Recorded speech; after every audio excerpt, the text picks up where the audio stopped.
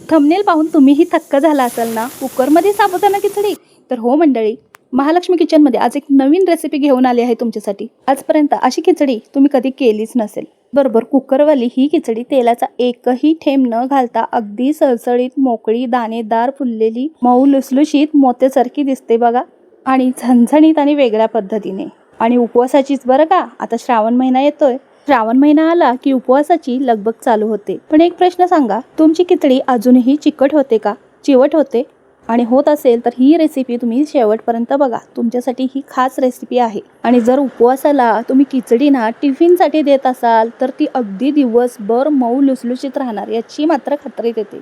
आता सर्वात पहिला साबुदाणा कसा भिजवायचा. इथे बघा, या वाटीने मी 2 वाटी साबुदाणा घेतला आहे.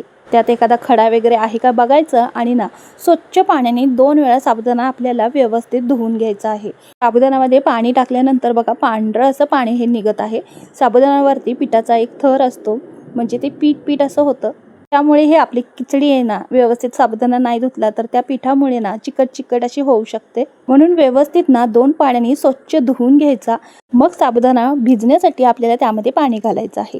आता याच्यावर ना हा साबुदाणा बुडवून 1 इंच वर पाणी येईल एवढं घातलेलं आहे मी. अगदी 5 ते 6 तासामध्ये साबुदाणा व्यवस्थित भिजतो, पण मी रात्रभर असा भिजवून घेतला आहे. साबुदाणा व्यवस्थित मऊ लुसलुशीत असा भिजला ना की साबुदाणा खिचडी ही आपली छान होते. हे आपण नेहमीच साबुदाणा खिचडी करतो ना, तशी ही या पद्धतीने भिजवलेली साबुदाण्याची खिचडी छानच होते. पण त्याच्यापेक्षाही भारी आज मी तुम्हाला कुकरची जी ट्रिक दाखवणार आहे ना, त्या पद्धतीने तुम्ही जर बनवलात ना, वारंवार त्याच पद्धतीने उपवासासाठी खिचडी बनवाल याची गॅरंटी देते. विश्वास बसणार नाही. तुम्ही याआधी ना उपवासाच्या आधी एक ट्रायल म्हणून थोडीशी साबुदाणा भिजवून ना ही खिचडी एकदा बनवून पहा, तुम्हाला रिझल्ट भेटेलच. आणि पूर्ण व्यवस्थित ही रेसिपी समजण्यासाठी ना तुम्ही हा व्हिडिओ व्यवस्थित पहा. म्हणजे ही रेसिपी आहे ना ती व्यवस्थित लक्ष देऊन पहा, म्हणजे तुम्हाला ती समजेल. भिजवलेल्या साबुदाण्यापैकी यातला अर्धा साबुदाणा मी घेतलेला आहे खिचडीसाठी. कुकरचं एक भांडं घ्यायचं. भांड्यामध्ये सगळा साबुदाणा घ्यायचा आणि 1 चमचाभर मीठ घातलेलं आहे या खिचडीच्या चवीनुसार. चटपटीत चवीसाठी ना अर्धा लिंबू पिळून घेतलेला आहे. त्याचबरोबर थोडीशी साखरही मस्त अशी भरभरून घेतली आणि सगळं मिक्स करून घेतलं. याच्याने ना आतपर्यंत साबुदाण्यामध्ये ना मीठ, लिंबू आणि परत साखर मुरते छान आणि छान साबुदाणा फुलून येतो. पुढे तुम्हाला कळेलच. त्याआधी ना आपण हे सगळं व्यवस्थित मिक्स करायचं आहे. म्हणजे कसं सगळ्या बाजूने लिंबू, मीठ आणि साखर अशी मिक्स करून घ्यायची आहे. सगळं मिक्स करून घेतल्यानंतर एक कुकर घ्यायचं. कुकरमध्ये ना थोडंसं पाणी टाकून घ्यायचं आहे, जास्त नाही टाकायचं. कुकरच्या तळाशी जी प्लेट असते ना ती असेल तर ती प्लेट तिथे ठेवायची आणि त्याच्यावर हे आपलं भांडे ठेवायचं आहे. आणि ह्याच्यावरही व्यवस्थित आपल्याला एक प्लेट ठेवायची, जेणेकरून ते पाणी आहे ना आतमध्ये भांड्यामध्ये जाऊ नये असं. आणि ह्या प्लेटवरती ना 1 बटाटा मी उकडण्यासाठी ठेवणार आहे. त्या एका बटाट्याच्या अशा 2 फोडी करून ठेवत आहे. 1 बटाटा बस आहे. तर तुमच्या आवडीप्रमाणे इथे बटाटा कमी जास्त करू शकता.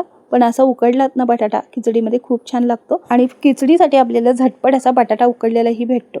झाकण लावायचं आणि मंद आचेवर कुकरच्या 4 शिट्ट्या द्यायच्या आहेत. आणि ना 4 शिट्ट्यामध्ये बटाटाही छान आपला शिजतो. आता बघा इथे मंद आचेवर 4 शिट्ट्या दिल्या आहेत. बटाटाही छान आपला शिजला आहे आणि बटाटा तुम्हाला मी सुरीने दाखवत आहे किती मऊ झाला आहे, बघू शकता तुम्ही.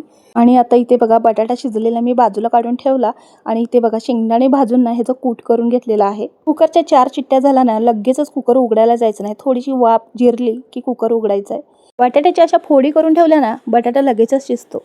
आता हा बटाटा आपण त्याच्या साली काढून तुम्हाला मी दाखवला आहे. बटाटा शिजला आहे त्यामुळे साली त्याच्या व्यवस्थित निघल्या आहेत. ही जरा प्लेट आपण बाजूला काढून घेऊयात. आणि इथे साबुदाणा बघू शकता मस्त असं शिजला आहे, फुलला आहे. एकदम गरम गरम आहे तुम्हाला, म्हणून असं वाटेल की तो एकदम चिकटला आहे, चिकट झाला आहे, असं काही नाही बरं का.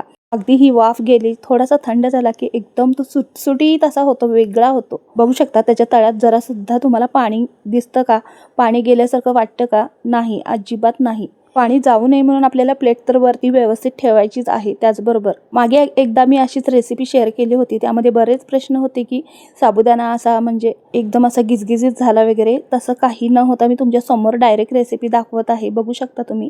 आणि याचा रिझल्ट तुमच्या समोरच आहे.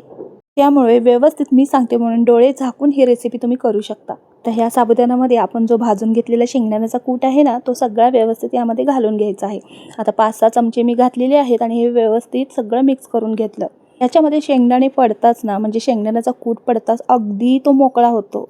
एकदम असा मोत्यासारखा फुललेला दिसतो बघा. आणि पाहता क्षणी ना अशी खावीशी वाटते खिचडी. तुम्हाला आवडते का खिचडी साबुदाण्याची? उपवास असो किंवा नसो, नाश्त्यासाठी आठवड्यातून एकदा तरी ही साबुदाणा खिचडी मी बनवतेच. माझ्या घरी तर सर्वांना खूप खूप आवडते. त्याचबरोबर अशा पद्धतीने केलेली खिचडी असेल तर मग ती झटपट होणारी आहे आणि त्याचबरोबर पचायलाही हलकी, एकदम अशी हलकी होते बघा. जरासुद्धा चिकट नाही. चिकट खिचडी झाली, अशी चिवट झाली की ती पचायलाही आपल्याला खूप म्हणजे खूप जड जाते आणि मग त्यामुळेही त्रास होतो. तुम्ही पाहू शकता एक आणि एक दाण्याचा वेगळा झाला आहे. टपोरे टपोरे अशी फुललेली मोत्यासारखी दिसत आहेत. आणि अशी खिचडी तुम्ही या पद्धतीने बनवाल ना तर अजिबात त्रास होणार नाही. तसेही तुम्ही उपवास असेल, डाईट करत असाल आणि तेलाचा किंवा तुपाचा तुम्हाला काहीच वापर करायचा नसेल तर तुम्ही ही अशीच खाऊ शकता. फक्त ना ज्यावेळी आपण ना शेंगदाण्याचा कूट घातला ना त्यावेळेला शेंगदाण्याच्या कुटासोबत एखादी मिरची बारीक अशी करून टाकायची आहे त्यामध्ये आणि दही घालायचं. आणि तुम्हाला दाखवल्याप्रमाणे दह्यासोबत ही खिचडी तुम्ही खाऊ शकता. अप्रतिम लागते. पूर्णपणे शिजलेली आहे ती. एखादा घास बनवताना नक्की ट्राय करून बघा तुम्ही. खूप छान चवीला लागते तशीही. आता काय करायचं आहे, पुढे कढई ठेवायची. कढईमध्ये 1 मोठा चमचा तूप घातलेला आहे. तुपाऐवजी तुम्ही इथे तेलाचाही वापर करू शकता. शेंगदाण्याचं तेल वगैरे तुमच्या आवडीप्रमाणे. जर तुम्हाला तेल नको असेल तर तूप घालून ही खिचडी छान होते. खूप छान विरघळल्यानंतर यामध्ये ना मी जिरं टाकलं. जिरं छान असं फुलल्यानंतर इथे ना 1 चमचा होईल एवढी मिरची पावडर टाकलेली आहे. म्हणजे असं मिरची आहे ना एक अख्खी मिक्सरला फिरवून घेतली होती मी. तिखटवाली आहे, जाडसरच अशी करून घेतली आणि ती टाकलेली आहे.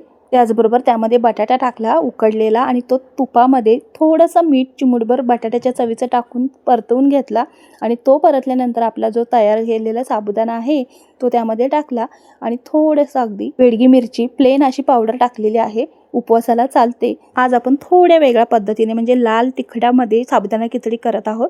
जर तुम्हाला अशी जर लाल खिचडी नको असेल तर तुम्ही हिरव्या मिरचीमध्ये खिचडी करू शकता. फक्त फोडणीमध्ये आपल्याला हिरवी मिरची बारीक करून किंवा हिरव्या मिरचीचा कूट टाकायचा आहे. म्हणजे जिरे फुलल्यानंतर तुपामध्येच बारीक चिरलेली मिरची किंवा मिरचीचा ठेचा तुमच्या आवडीप्रमाणे तुम्ही टाकू शकता. जर तशी नको असेल तर मग अशी करू शकता तुमच्या आवडीप्रमाणे. हे बघा, साबुदाणा टाकला, लाल तिखट टाकलं आणि सगळं व्यवस्थित परतवून घेतलं. मीठ आपण आधीच टाकलं होतं.